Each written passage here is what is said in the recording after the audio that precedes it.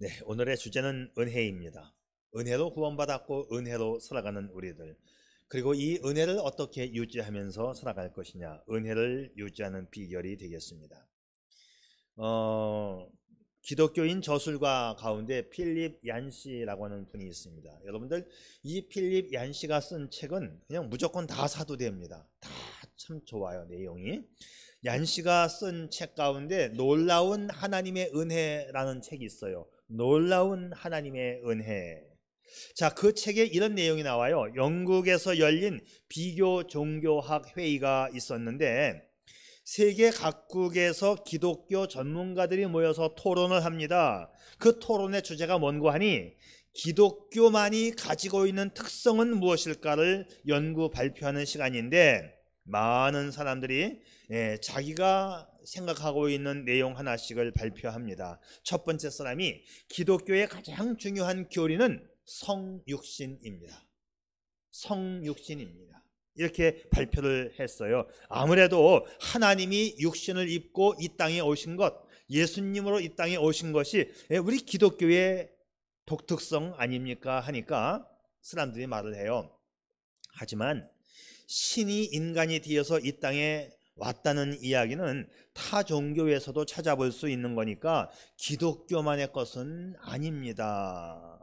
이렇게 얘기를 했어요. 한참 토론을 하다가 다시 부활에 대한 이야기가 나왔습니다. 그러니까 사람들이 또 이야기합니다. 타 종교에서도 뭐 환생이니 뭐니 하면서 부활 비슷한 교리를 가지고 있으니 이것 또한 기독교의 독특함이 아닐 겁니다. 자, 토론이 계속 되어지는데 시간이 많이 흘렀습니다. 그때 마침 20세기의 최고의 기독교의 사상가라고 칭송받는 C.S. 루이스가 문을 잘못 열어서 그 토론장 방으로 들어가게 되었어요. 사람들이 너무 진지하게 토론을 하고 있으니까 루이스가 물었어요. 토론의 주제가 뭔데 이렇게 열띤 토론을 하고 있습니까? 그 질문에 동료들이 기독교만이 가지고 있는 독특성에 대해서 발표하는 시간입니다. 기독교만이 가지고 있는 독특성에 대해서 발표하는 시간입니다. 그러니까 그거 아주 쉬운데요. 뭔데요? 루이스가 아주 단호하게 그리고 명료하게 대답합니다. 그거 은혜입니다. 한마디로 그거 은혜입니다. 기독교만이 가지고 있는 이 복음 중에 복음, 어떤 종교와도 구분되는 이 복음의 핵심, 바로 그것은 은혜입니다. 모든 것이 은혜였어. 은혜입니다. 오늘은 이 은혜에 대해서 말씀을 나누려고 해요. 여러분, 은혜가 뭐지요? 받을 자격 없는 자에게 베풀어지는 하나님의 호의. 타종교에서는 찾아볼 수 없는 것, 바로 그것이 은혜입니다. 이것이 은혜의 1차적인 의미. 받을 자격 없는 나에게 하나님께서 나에게 호의를 베풀어 은혜를 주신 것이죠. 나로서는 도저히 구원받을 수 없었지만 하나님이 나를 구원해 주셨어요. 나를 죄와 사망의 늪에서 신음하고 있을 때 하나님께서 구원의 은혜를 내게 베풀어 주셨습니다. 이것이 구원의 1차적인 의미입니다. 그런데 구원의 2차적인 의미가 또 있지요. 은혜로 구원받은 우리들, 하루하루 살아가는 것도 하나님의 은혜라고 말합니다. 어려움과 곤고함 속에 있을 때 내 마음 만져주시고 내 기도에 응답하시고 평온케 해주시는 것도 하나님의 은혜입니다. 그래서 우리에게 절대적으로 필요한 것은 하나님의 은혜이지요. 모든 것이 은혜입니다. 그래서 기독교는 한마디로 은혜의 종교라고 말하는 거예요. 은혜로 구원받았고 은혜로 살아가는 거지요. 오늘 여러분들 여기에 어떻게 오셨습니까? 네, 은혜로 왔습니다. 은혜로 왔습니다. 자, 그래서 말이죠. 그 윌리엄 젠킨이 말하기를 은혜는 타고나는 것이 아니라 기부되어지는 것이다. 그래서 기부되어지는 것, 은혜라고 하는 것은 우리가 하나님으로부터 거저 받은 거라고 말을 해요. 그래서 이 은혜를 우리는 카리스, 헬라말로 카리스, 선물이라고 말합니다. 은혜는 우리에게 기부되어졌어. 내가 선물로 받은 것입니다. 이제 우리 그리스도인들은 운명적으로 살 것이 아니라 날마다 더 큰 은혜를 사모하면서 살아갈 수 있기를 바랍니다. 자, 그렇다면 우리에게는 진솔한 기도가 하나 있는데 무슨 기도냐? 하나님, 더 큰 은혜를 주세요. 이런 기도만이 우리에게 필요한 것이죠. 그런데 참 다행스러운 것은 하나님께서는 은혜 베푸시기를 즐겨 하신다는 것입니다. 자, 오늘 본문 5절 말씀 읽진 않았지만 5절 말씀에서는 성령께서 은혜 받지 못하는 것 때문에 뜨겁게 탄식하고 아파하신다는 내용이 나와 있고, 6절 말씀에는 더 큰 은혜를 주시나니 이렇게 되어 있어요. 우리 하나님은 더 큰 은혜를 주시고 싶어 하십니다. 욕심은 사람을 불행하게 만들지만 하나님의 은혜는 인생을 행복하게 만듭니다. 세상을 욕심으로 살아가 보세요. 그 욕심 언제 채워집니까? 끝도 없어요. 내 생각으로 살아가려고 하다 보면 끝도 없이 욕심만 충족될 뿐이에요. 자, 사람은 은혜와 멀어지면 초라하게 되고 은혜가 충만할수록 품이 있는 인생이 되는 것입니다. 그러면 우리가 어떻게 은혜를 받을 수 있을까? 우리 하나님은 어떤 사람에게 더 풍성한 은혜를 주실까? 첫째, 순종하는 자에게 은혜를 주십니다. 우리 하나님은 순종하는 자에게 은혜를 주셔요. 순종이라고 하는 것은 기독교 신앙의 기본 자세입니다. 아주 중요한 신앙인의 자세입니다. 성경에는 순종이라고 하는 단어가 150번이나 나올 정도로 순종을 강조하고 있어요. 그런데 7절 말씀에서 순종이라는 단어가 나오는데 이 순종은 거역 불가한 하나님의 명령이고 하나님의 요구사항이에요. 이 순종은 거역 불가한 하나님의 명령이다. 순종은 반드시 해야 되는 것이죠. 군인은 지휘 체계에 복종해야 되는 거 아닙니까? 거역할수록 자기만 고달픈 거예요. 하나님께서는 우리에게 순종을 요구하신다. 그러면서 순종하는 자에게는 엄청난 축복을 약속하셨어요. 자, 그런데 문제는 뭐냐면 마귀는 우리로 하여금 자꾸만 불순종하도록, 말씀 앞에 거역하도록 우리를 부추깁니다. 오늘 교회 안 나가도 돼. 조금 쉬어. 순종 안 해도 돼. 이렇게 하는 것이 뭐냐? 이게 마귀가 우리를 불순종하도록 우리를 자꾸 부추깁니다. 자, 그래서 우리가 은혜를 받기 위해서, 말씀 앞에 순종하기 위해서는 강력하게 마귀를 대적해야 합니다. 좋지 못한 생각이 올 때, 좋지 않은 유혹이 몰려올 때 우리는 이 생각과 유혹을 물리쳐야 하는 것이지요. 여러분, 사탄에게 틈을 주지 말아야 돼요. 7절 말씀에 마귀를 대적하라, 마귀를 대적하라. 이건 수동적인 게 아니고 능동적이고 적극적인 표현이에요. 자, 그래서 우리는 마귀에게 틈을 주지 말라고 하는 이 강경 대응론을 받아들이면서 우리는 마귀를 물리쳐야만 하나님 말씀 앞에 기꺼이 순종할 수 있는 것입니다.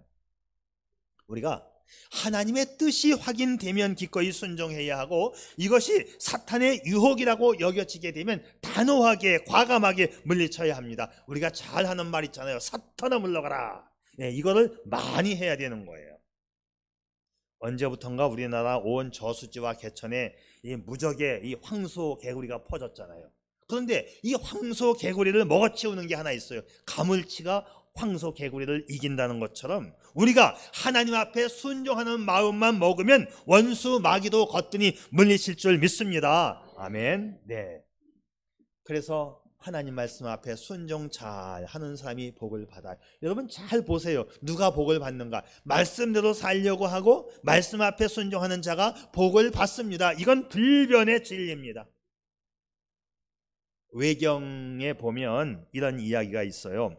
아주 더운 여름날, 요즘 낮 시간에는 덥잖아요. 아주 더운 여름날, 걷기도 몹시 힘든 더운 날, 제자들에게 우리 주님이 말씀하십니다. 높은 산에 올라가서 우리 말씀 듣자.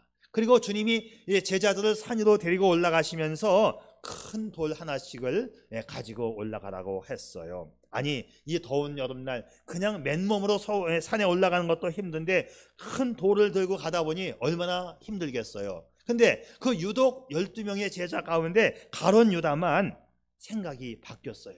아니, 이 큰 돌을 가져갈 이유가 있나?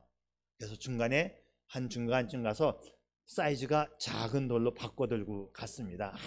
사람은 지혜로워야 돼 하면서 아주 머리 써서 작은 돌을 들고 올라가는데, 이 중간 돌, 작은 돌도 또 무거운 거예요. 하필이면 이 더운 날 우리 주님은 왜 돌을 들고 올라가라고 하는 거야 하면서 머리를 썼습니다. 아주 주먹만한 작은 돌멩이로 바꿔서 가는데, 역시 사람은 지혜로워야 돼 하면서 산 위에 올라가는데, 이제 땀을 흘리면서 산 꼭대기까지 다 올라갔습니다. 다 올라간 다음에 주님 하시는 말씀이, 자, 이제 제자들아, 가지고 온 돌을 방석 삼아서 깔고 앉고, 내가 이제 설교를 할 터니 이 돌멩이를 깔고 앉아서 설교를 들어라 하는 겁니다. 다른 제자들은 다 편안히 앉아서 말씀을 듣는데, 가룟 유다는 이 주먹만한 돌멩이를 깔고 앉으려니까 거기가 얼마나 아픈지 말이죠. 아주 죽을 지경입니다. 고생이 이만저만이 아니지요. 순종하지 못하면 이런 결과가 온다는 것입니다. 순종하면 은혜를 받습니다. 사랑하는 여러분, 오늘도 하나님의 은혜와 복을 받는 사람은 똑똑한 사람이 아니라, 자기 머리 굴리는 지혜로운 사람이 아니라 순종하는 사람들입니다. 오늘도 우리 주님은 순종하는 만큼 더 큰 은혜를 주십니다. 순종하는 자에게 하나님은 약속을 하셨습니다. 신명기 28장에 보니까 들어와도 복을 받고 나가도 복을 받고 손대는 일마다 복을 받는다고 되어 있어요. 성경에서는 총체적인 순종을 요구합니다. 사회생활에서는 질서 조직, 사회 조직에 순종해야 되고, 교회에서는 교회의 지도자에게 순종해야 되고, 가정에서는 남편에게 순종해야 되고, 회사에서는 상급자에게 순종해야 합니다. 이런 구체적인 지침이 성경 말씀에 기록되어 있어요. 저는 오늘도 간곡하고 그리고 단호하게 말씀합니다. 순종이 쉬워질수록 은혜도 쉬워진다. 아멘. 그렇습니다. 순종하는 자에게 우리 하나님께서 복을 주신다 약속했습니다. 두 번째는 하나님을 가까이 하는 자에게 은혜를 주십니다. 오늘 8절 말씀 보면 간단하면서도 아주 심도 있게 말씀하고 있지요. 하나님을 가까이 하라, 그리하면 너희를 가까이 하시리라. 얼마나 간단합니까? 그러나 얼마나 내용이 깊습니까? 여러분, 가까이 하는 게 뭐냐면, 가까이 한다는 것은 닮아간다는 것입니다. 여러분, 주님을 가까이 하면 가까이 할수록 주님을 닮아가게끔 되어 있습니다. 우리가 하나님과 더불어 가까이 하고 친밀감을 더해가는 것이야말로 하나님의 은혜 받는 비결입니다. 자, 그러면서 오늘 본문 말씀은 하나님 앞에 가까이 가고 친밀감을 더해가기 위한 방편으로 다음과 같은 말씀을 주고 있습니다. 8절 후반부에 보면 이런 말씀이 있어요.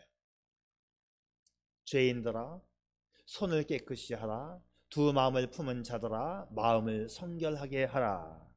하나님을 가까이 하기 위해서는 두 가지가 강조되었어요. 뭐냐? 첫째, 손을 깨끗이 하는 것과 둘째, 마음을 성결하게 하라. 손을 깨끗이 하고 마음을 성결하게 하는 이 두 말을 한데 합치면 저는 순수하게 살라, 이렇게 표현하고 싶어요. 자, 다시 말하면 하나님은 순수한 사람을 가까이 해 주신다는 것이죠. 손은 외형적인 순수를 말한다면 마음은 내면적인 순수를 말할 것입니다. 내면적으로 외면적으로 순수하게 말씀 따라가는 삶, 바로 그것이 바로 하나님을 가까이 할 수 있는 마음입니다. 순수한 마음으로 하나님을 가까이 하시기를 바랍니다. 뭐 그렇지 않습니까, 여러분? 가까이 하는 게 잘 하는 거예요. 아무리 마음이 있어도 부모님과 멀리 떨어져 있으면 효도하는 거 아닙니다. 가까이 있어야 돼요. 찾아가야 됩니다. 만나야 되는 겁니다. 부모님을 가까이 하시되 순수한 마음으로 가까이 하는 것, 진정한 효도가 아닐까요? 네, 이제 추석 주간이 다가오고 있습니다. 여러분 정말 이런 명절 때에 더욱더 부모님을 가까이 하는 마음, 가까이 하는 행위를 펼쳐 보일 수 있기를 바랍니다. 자, 근데 말이죠, 우리가 하나님을 가까이 해야 복을 받는 것인데 어떻게 하나님을 가까이 할 수 있을까? 하나님을 가까이 하는 것, 하나님을 자주 찾아뵙는 것, 단 한 가지 방법인데 그게 뭐냐? 성경은 그걸 예배라고 말씀하고 있어요. 예배를 잘 드리는 자가 하나님을 가까이 하는 것이고, 하나님의 은혜를 받게 되는 것입니다. 하나님을 가까이 하기 위한 예배에는 세 가지 예배가 있는데, 첫째, 말씀과 성례를 가지고 드리는 전통적인 예배, 이걸 공예배라고 합니다. 이렇게 주일 예배, 오후 예배, 수요 예배, 이렇게 공예배에 나와서 말씀의 예배, 성례의 예배를 드리는 것, 이런 예배가 첫 번째 예배고, 두 번째는 어제와 같이 결혼식, 장례식, 무슨 식 하는 어떤 의식의 예배가 있지요. 네, 이런 의식의 예배를 또 우리가 참여해야 되고, 세 번째, 우리 삶으로 드리는 삶의 예배가 있습니다. 생활 속에서 하나님을 기억하고 하나님을 가까이 하는 이 삶의 예배가 또 중요해요. 로마서 12장 1절, 우리의 몸을 하나님이 기뻐하시는 산 제물로 드리라. 이게 살아있는 예배를 말하는 것입니다. 예배하는 삶을 통해서 하나님을 가까이 하고 더 큰 은혜를 받아 누리시기를 바랍니다. 마지막 세 번째는요, 결국 하나님은 겸손한 자에게 복을 주십니다. 하나님이 성도들을 대할 때 가장 싫어하는 게 뭐냐면, 교만한 사람을 하나님이 싫어하십니다. 교만한 사람. 6절 말씀 보기 바랍니다. 6절 말씀 보면, 그러나 더욱 큰 은혜를 주시나니 그러므로 일렀으되 하나님은 교만한 자를 물리치시고 겸손한 자에게 은혜를 주신다 하였느니라. 야고보서 4장 앞부분에서 정리해주는 메시지가 아주 단순하고 간단한 메시지인데, 사람들이 쓸데없이 욕심부리고 다투는 근본 요인은 자기가 교만하기 때문에 그래요. 누구한테 지려고 하지 않기 때문에 그렇습니다. 자기 목소리가 커야 합니다. 내 방식이 관철되어야 합니다. 그게 다 어디서 나오는 것이냐? 교만하기 때문에. 교만하기 때문에. 그래서 교만한 사람은 기도 응답도 못 받고, 교만한 사람은 은혜도 못 받는 것으로 되어 있습니다. 하지만 겸손한 사람에게는 기꺼이 은혜를 주시고 더 큰 은혜를 주신다고 했습니다. 여러분, 우리 좀 겸손하게 살아갈 수 있기를 바랍니다. 하나님은 겸손한 자에게 은혜를 주신다고 약속했습니다. 사실 우리가 뭐 잘났습니까? 우리가 교만해야 할 게 뭐 있습니까? 인간이라고 하는 것은 원래 다 그런 존재예요. 티끌 같은 존재, 흙 같은 존재 아닙니까? 인간이라고 하는 것은 원래부터 겸손해야 하는 존재인데요, 영어에서 보게 되면 겸손이라고 하는 단어하고 그 인간이라고 하는 단어가 비슷한 단어입니다. 겸손이 humility, 이게 겸손이에요. 근데 어원이 어디서 왔는 거 아니? 휴머스, 단어가 비슷하게 생겼잖아요. 휴머스는 무슨 뜻이냐면 흙, 부식토, 흙이에요. 흙이라는 말에서 겸손이라는 단어가 나오고, 휴머스에서 휴먼이라고 하는 인간이라는 말도 나왔어요. 그러니까는 종합해보면 무슨 뜻이냐? 인간은 흙에서 나온 존재이니 겸손해야 한다, 그런 뜻이죠. 인간의 출발이 흙입니다. 우리의 근본이 흙입니다. 죽으면 흙으로 돌아가는 거예요. 흙입니다. 자, 오늘 우리가 주일날 교회 온다고 멋지게 빼입고 왔는데, 다 우리 옆에 앉아있는 사람들이 다 흙덩이입니다. 네, 지금 여기도 흙덩이 하나가 앉아있구만, 여기도 흙덩이 하나가 앉아있구만. 그게 맞아요. 휴머스에서 휴먼, 흙덩이가 지금 앉아있는 거예요. 자, 인사하실 때요, 아유, 흙이시군요. 그게 맞는 얘기입니다. 자, 우리 그냥 잘났지만 죽음은 다 흙으로 가는 것, 흙으로 만들었다. 성경은 그렇게 말씀하고 있어요. 흙을 빚어 사람을 만들었다. 영어 단어도 사람은 흙이다, 그렇게 설명하고 있습니다. 자, 다시 한번 기억해 보세요. 하나님은 교만한 자를 물리치시고 겸손한 자에게 은혜를 베푸신다 했습니다. 잠언 22장 4절 말씀도 겸손과 여호와를 경외함의 보상은 재물과 영광과 생명이니라 했습니다. 그냥 겸손하게 사는 게 좋아요. 교만하면 다칩니다. 사람이 자존심이 강하면 강할수록 상처받는 게 커요. 물은 낮은 데로 흘러가는 것처럼 겸손한 자에게는 은혜가 흘러드는 것입니다. 자, 뿐만 아니라 성경은 겸손을 얼마나 강조하는지요. 성경에서 강조하는 이 겸손. 자, 겸손. 자, 여러분, 성경은 이렇게 말해요. 겸손하면 존귀하게 된다. 사도 바울이 얼마나 많이 가졌고 로마 시민권을 가졌고 얼마나 많이 배웠습니까? 그런데 바울이 자신을 낮추니까 존귀한 인생을 살았습니다. 바울이 그렇게 표현하죠. 나는 만삭되지 못하여 태어난 사람이다.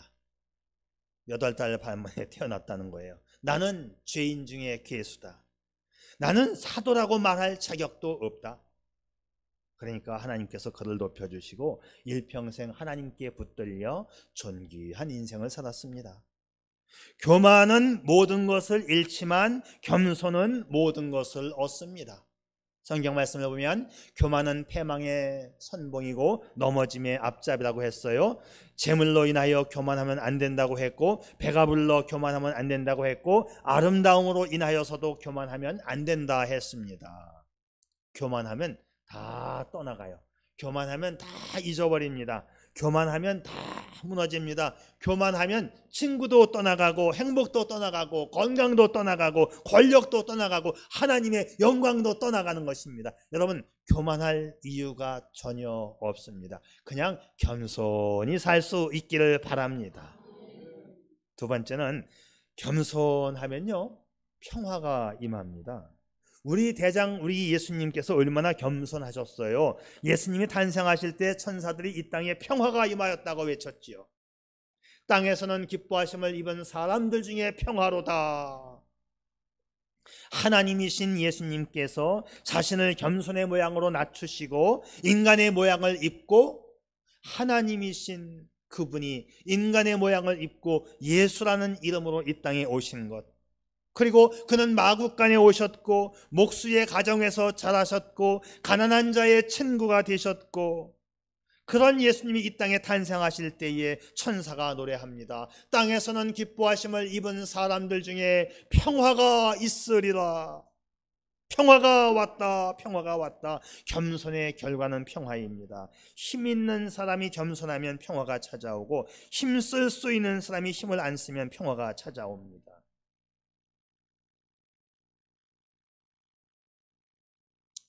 자기가 뭐 좀 권력이 좀 있다고, 자기가 뭐 좀 대통령 좀 된다고 전쟁을 일으키니까 러시아도 피곤해지고 우크라이나도 피곤해지는 거지요.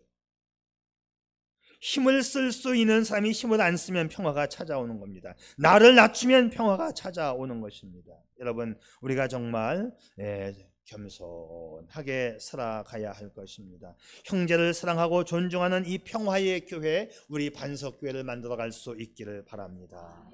또 나를 낮추는, 그래서 우리 가정에서도 아름다운 평화의 가정을 만들어갈 수 있기를 바랍니다. 마지막으로 세 번째, 겸손해야 복을 받아요. 겸손하면 물질의 복도 받고 승리의 복도 받고 인생 성공의 복도 받고 건강의 복도 받고 영생의 복도 받습니다. 여러분 생각해 보세요. 우리 여태까지 살면서 교만하고 아주 그냥 찬바람이 쌩쌩 부는 그런 사람 친구 삼고 싶습니까? 그 사람 보는 앞에서는 말 안 해도 이미 내 마음속에는 접어두었어. 아유, 쟤하고는 가까이 하면 안 돼. 많은 걸 잊어버린 겁니다. 많은 걸 잊어버린 거예요. 많은 친구를 사귀면서 살아가면 그 친구가 조금 도와주는 게 합쳐져서 엄청난 축복이 되는 건데, 쌀쌀맞아. 아주 인정머리 없어. 아주 그냥 교만해. 싸가지가 없어. 누가 그거를 친구 삼겠어요? 누가 그에게 떡 한 덩이 주겠어요? 여러분, 겸손하면 사람의 복도 받습니다. 잠언 22장 4절 말씀에 겸손과 여호와를 경외함의 보응은 재물과 영광과 생명이라고 했습니다. 탈무드에 보게 되면 이런 말이 있어. 어디에 가서든지 자신에게 적당하다고 생각하는 그 자리보다 조금 낮은 자리에 앉아라, 그런 말이 있습니다. 우리 옛말에도 교불 3년이라 해서 교만한 자는 3년을 못 가고, 권불 10년이라 해서 권세는 10년을 못 가고, 부불 100년이라고 해서 부자는 100년을 못 간다. 3대를 넘지 못한다는 얘기입니다. 겸손은 오래가지만 교만은 오래가지 못합니다. 세상적인 욕망으로 교만함을 얻은 이 부귀와 영화는 당대로 끝나고 길어야 2대 정도 갈까요? 그러나 하나님을 경외함으로 겸손함으로 얻은 재물과 명예, 권세는 영원히 보존될 것입니다. 겸손하게 사는 게 복된 인생이에요. 어느 나라에 정원을 무척 아끼고 사랑하는 왕이 있었어요. 이 왕은 정원에 있는 이 모든 나무, 풀, 꽃 하나하나를 정성껏 가꾸었습니다.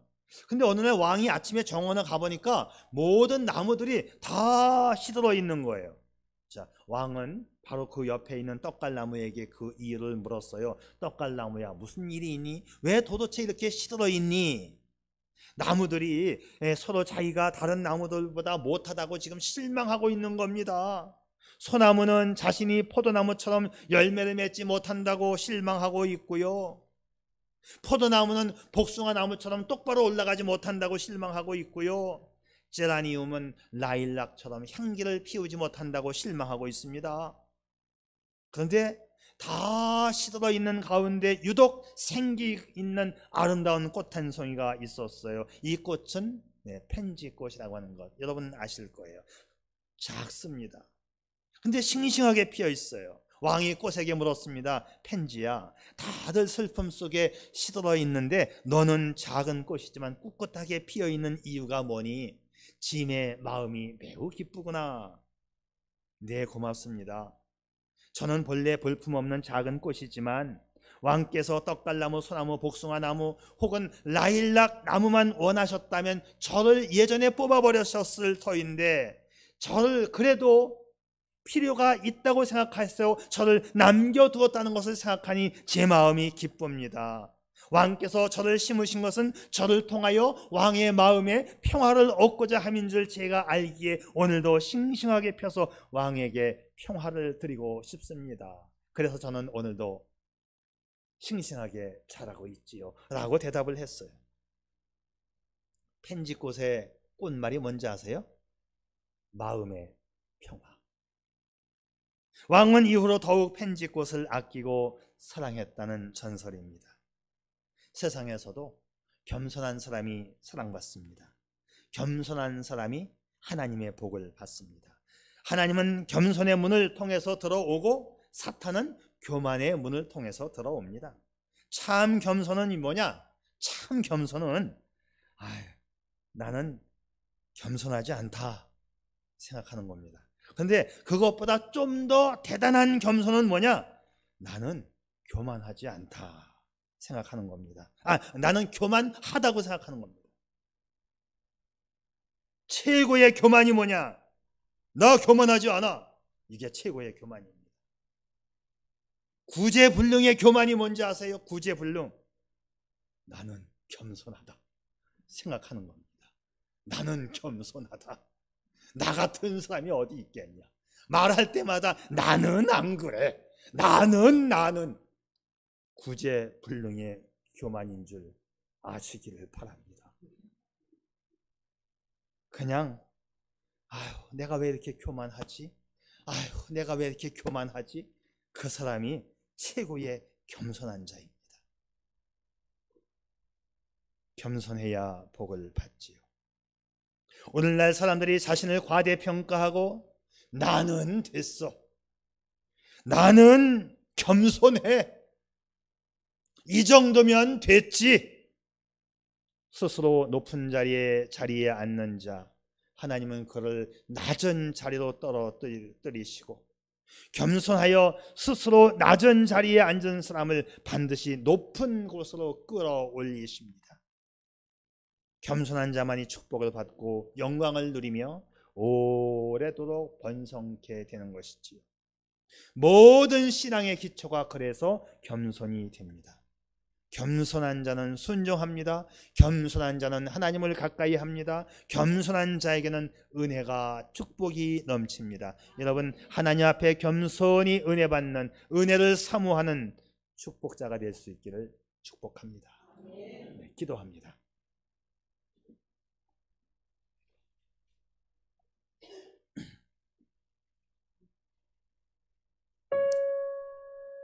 사랑하는 여러분, 오늘 우리에게는 오직 하나님의 은혜가 필요할 뿐입니다. 그래서 저는 애니 잔슨의 시 하나를 소개해 드리고자 합니다. 주님은 우리의 짐이 더 무거워질 때 더 많은 은혜를 주십니다. 우리의 수고가 더 증가할 때 더 큰 은혜를 주십니다. 그리고 고통이 더할수록 하나님의 자비도 더해지고 시련이 악화될수록 평안도 배가 됩니다. 우리의 인내의 창고가 꽉 차버리고 우리의 힘이 거의 막판에 달하고 우리가 견딜 수 있는 힘의 한계에 도달할 때 우리 하나님 아버지의 풍성한 은혜는 드디어 시작하는 것입니다. 이처럼 하나님의 사랑은 한계가 없고 그분의 은혜는 한도를 측정할 수가 없으며 그분의 능력은 인간의 지식으로는 측량할 수 없습니다. 이처럼 예수님 안에 있는 그분의 넘치도록 풍성한 은혜는 계속해서 주어지고 또 주시고 더욱 주시는 것입니다. 그런데 이것을 꼭 기억하십시오. 모든 신앙의 기초는 겸손입니다. 겸손한 자는 순종하고 겸손한 자는 하나님을 가까이 하고 겸손한 자는 하나님의 넘치는 축복, 넘치는 은혜를 받게 됩니다. 하나님은 교만한 자를 물리치시고 겸손한 자에게 은혜를 주신다 하였으니 겸손한 자가 여러분이기를 축복합니다. 아멘. 아버지 하나님, 풍성한 은혜를 위하여 말씀 앞에 순종케 해 주시옵소서. 날마다 말씀을 따라가는 삶을 통해서 하나님을 가까이 그리고 겸손히 체질화되어서 아름다운 인생을 펼쳐가는 복된 삶이 되게 해 주시옵소서. 예수님의 이름으로 기도드리옵나이다. 아멘.